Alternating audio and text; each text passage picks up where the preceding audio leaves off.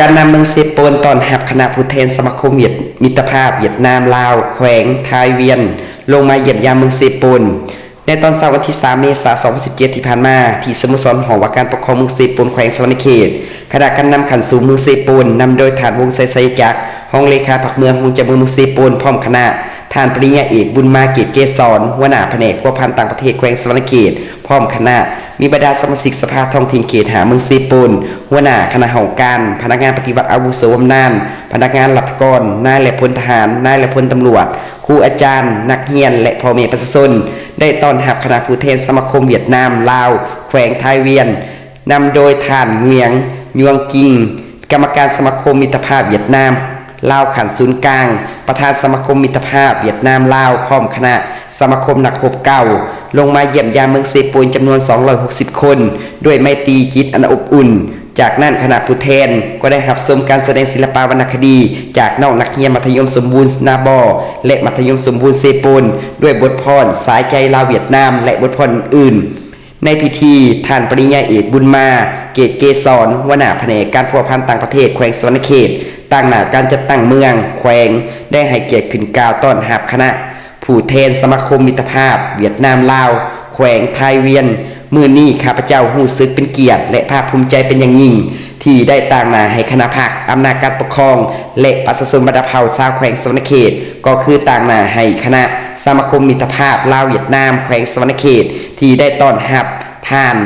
เงียงยวงกิงกรรมการสมาคมมิตรภาพเวียดนามลาวขันศูนย์กลางประธานสมาคมมิตรภาพเวียดนามลาวแขวงไทยเวียงพร้อมคณะที่ได้เดินทางมาเยี่ยมยามเมืองเซโปนแขวงสวรรณเขตซึ่งเป็นสนามรบเก่า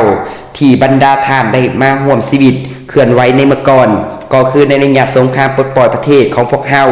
การเดินทางมาของพวกท่านในครั้งนี้มีความหมายความสำคัญอย่างยิ่งแสดงถึงความเป็นห่วงเป็นใยต่อการพัฒนาและแก้ไขชีวิตการเป็นอยู่ของประชาชนลาวบรรดาเผ่าว่าร่วมว่าเฉพาะชาวแขวงสวรรณเขตเป็นการระลึกถึงบุญคุณการเสียสละชีวิตเลือดเนื้อของไอ้น้องลาวเวียดนามเพื่อปกปักรักษาประเทศให้หลุดพ้นออกจากพวกลาเมืองขืนฝรั่งและจักรพรรดิอเมริกาและเหตุแนวใดเพื่อให้สายพัวพันมิตรภาพที่เป็นมูลเสื่อความสามัคคีแบบพิเศษและการหัวมือหอบด้านลาวเวียดนามลาวของพวกเฮาให้ยืนยาวมั่นคงสนิทสนมเล่นแน่นแฟนขึ้นไปเรื่อยๆสมกับคำกรประธานโหยจิมินที่ว่าหากหอมกันไม้มันลายสันภูก็ปีนไตลายห่วยใหญ่และโคกคอยควงขันก็ดุนไปสองชาติลาวเวียดนามได้ฝังความหักอยู่ในใจหงหาทั้งเมฆของบ่อเลิกปูนปานได้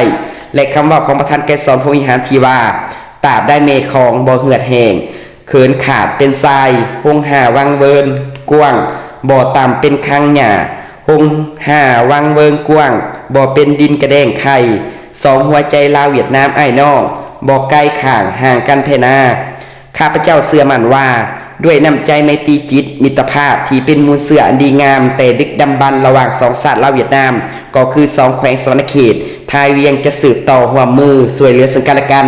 บนพื้นฐานน้ำใจมิตรภาพความสามัคคีแบบพิเศษและการหัวมือหอบด้านให้นับมือเจริญงอกงามยิ่งขึ้นจากนั้นก็ได้มีบาสีสุขวัญคณะผู้แทนห่วมผ้าขาวสามัคคีและมวลสื่นตามหิของประเพณีและหลังจากนั้นคณะการนำเมืองเซโปนก็ได้นำพาคณะผู้แทนเวียดนามไปเยี่ยมชมหอผลิตภัณฑ์บรรหบลำเซิน719บ้านดงสวรรค์เมืองเซโปนแขวงสวรรณเขตครับเจ้าคือสำหรับผู้มีไส้แนะนำของเจ้าเมืองเซโปนแนะนำทางการนำเมืองเซโปนวันนี้ได้ต้อนรับคณะสหพันธ์เก่าที่มาจากแขวงไทยเงียนของเวียดนามที่ได้มาเยี่ยมยามเมืองเซโปนข้าพเจ้าสุดที่มีความรู้สึกดีใจยินดีต้อนรับพบทานด้วยความเต็มใจเพราะว่าสหพันธ์เก่านี้มันก็เป็นองค์การหนึ่งของที่สังกัดในรัฐบาลของสสเวียดนามฉะนั้นสหพันธ์เก่านี้เพิ่นก็ได้ผ่านพาอุปสรรคในการต่อสู้กู้ชาติระหว่างสองชาติลาวเวียดนามนี่เพราะว่าสองชาติลาวเวียดนามของเฮานี้ก็ได้เคียงบ่าเคียงไหลกันในการปฏิวัติต่อสู้กับศัตรูตัวเดียวกันโดยเฉพาะเลยมันกบจักรพรรดิลาวเมืองขึ้นแบบเก่าแบบใหม่ แต่ในพิพิธภูมิแห่งนี้ก็เป็นพิพิธภูมิสนามรบองค์การปฏิวัติศาสตร์สองศาสตร์ลาวเวียดนามเพราะว่าสองพักสองรัฐและสองศาสตร์ของเฮานี้ยามใดก็ได้มีมิตรภาพร่วมมือแบบพิเศษและเคียงบ่าเคียงไหลกันตัวสูงและพร้อมมาฮอดปัจจุบันนี้ภายหลังประเทศชาตินะครับการปลดปล่อยแล้วและทั้งสองศาสตร์ของเฮาก็ได้เคียงบ่าเคียงไหลร่วมมือกันสร้างสรรค์พัฒนา